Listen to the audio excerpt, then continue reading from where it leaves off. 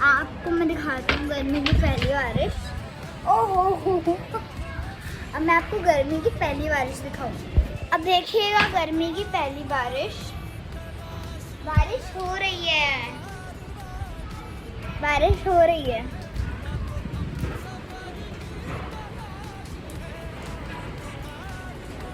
इतने पेड़ और फिर बारिश,